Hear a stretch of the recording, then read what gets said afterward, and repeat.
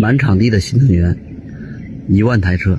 This is a field of over 10,000 Neta V Chinese EV cars that are rotting away. 600多台啊，21年的，都是50公里以内啊，上牌新车。 And this man has just exclaimed that these BYD cars, all 2021 models, have less than 31 miles on them. Just like that field of 10,000 cars, they all have license plates on them, they're all fully registered, and they've been put away to rot. Yes, all of these cars have been left to rot. Why on earth is China throwing away entire fields of electric cars? By now, we've all heard that China's EV sales are outpacing the rest of the world. You'll see the headlines that say, China is now the leader in EV sales, and Tesla's got to watch out, and all this other nonsense. Well, guess what? It's true, the numbers are true, but what you're not taking into consideration is that China is the land of shortcuts and facades, and all of these cars that you're seeing in this field, well, they're counted in those numbers. You see the Neta Vs and the BYDs and the bigger brands that you see huge amounts of them just parked out to rot.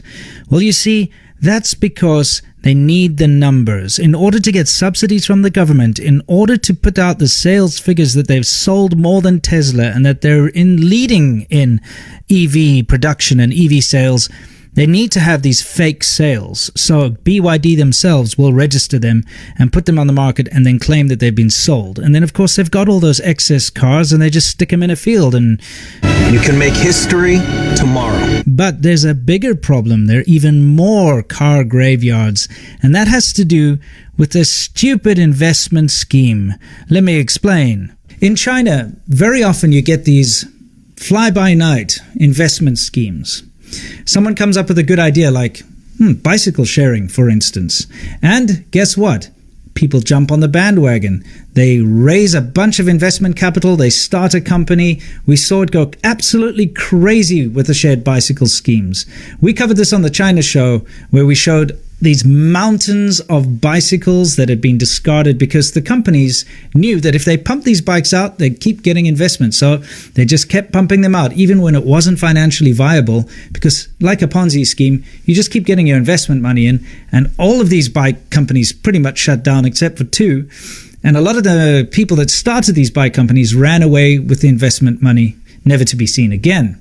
The bicycle sharing schemes kind of came to an end in late 2018.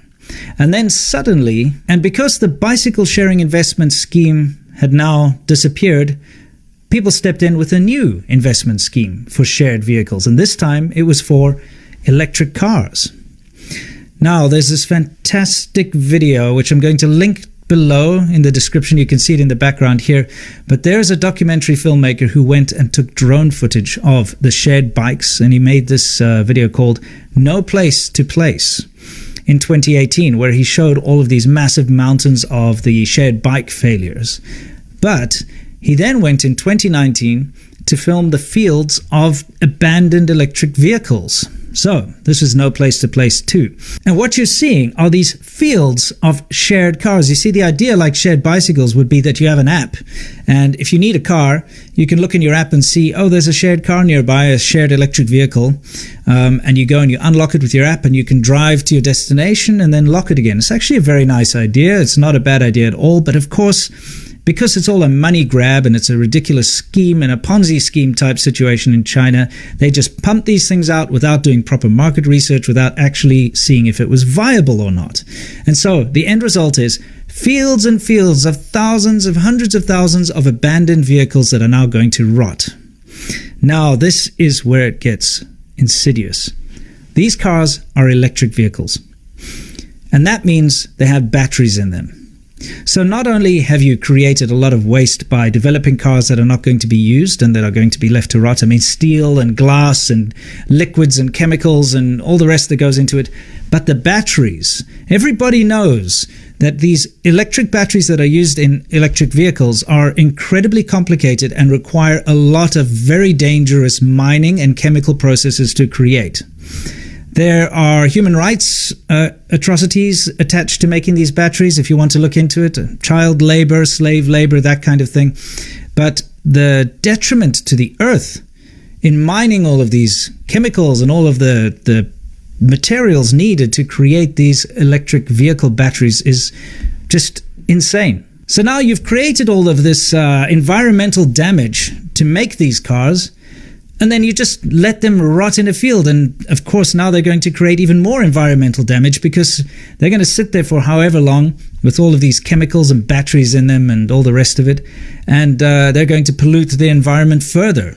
So it's like a double whammy. Not only have you damaged the environment making them, but now you're damaging the environment by discarding them. And this is where China tricks everyone. You see, you hear about their great green initiatives, this being one of them. Oh, look, China's really pushing forward in renewable energy and electric cars. And if you just read headlines and you look at the numbers, etc., you would think China's doing a very good job.